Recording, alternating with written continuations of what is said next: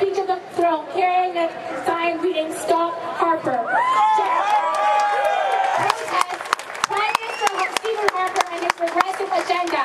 I'm very excited to have her here with us, and I want you to join me in welcoming her warmly.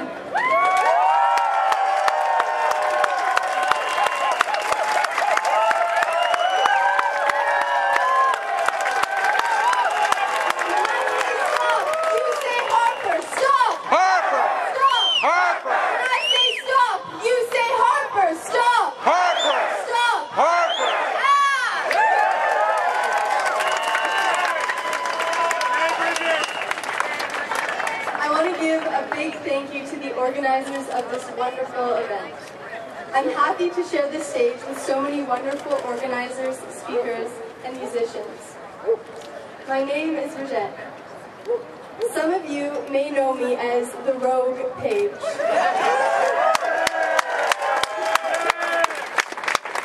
Others know me by the title that Minister Jason Kenney came up with, Lefty Kook. Still others know me as a potential security threat. Potential Prime Minister! After my action in the Senate, the National Post asked, what if she had been carrying anthrax instead of a Stop Harper sign? Or what if I had used my cardboard stop sign to give the Prime Minister a paper cut? We are here today because we know the real threat to our security is Harper's conservative agenda. Last summer, that security threat was unleashed in the streets of Toronto. That security threat broke bones and tried to crush people's dignity. That security threat stripped us of our civil liberties and illegally rounded up more than 1,000 of us.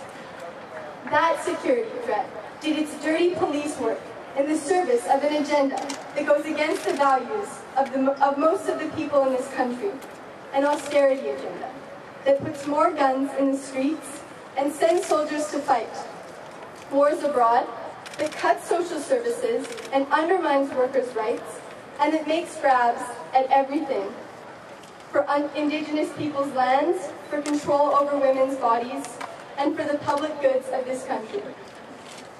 Toronto was a laboratory for the security threats that the Harper government now wants to experiment with everywhere. Shame!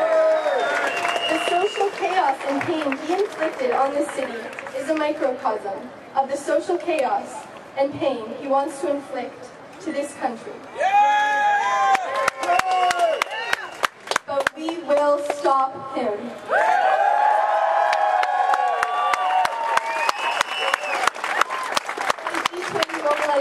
And the organizing since then has also been a laboratory for us, for building new solidarities and relationships, and for renewal and hope.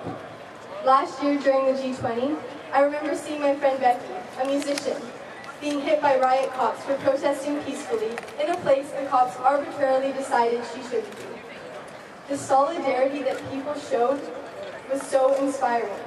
Hundreds stood outside the jail, waiting for Becky and others, with homemade soup, hot chocolate, and blankets.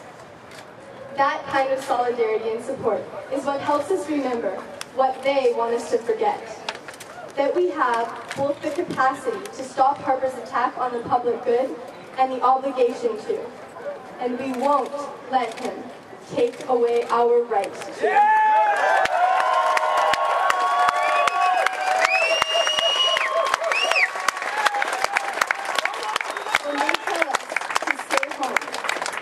To get us to forget this lesson. The power of the people in the streets is greater than the power of any government. Last year's G20 mobilization and the mounting resistance against Harper's right-wing agenda in Toronto show us where true power lies, in the hands of the people who are committed and fearless.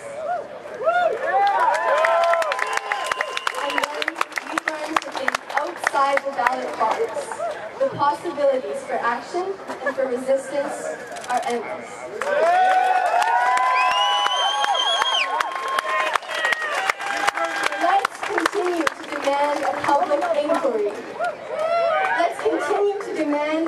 dropping of all remaining charges. And let's join together in the streets to fight for social justice and to stop Harper.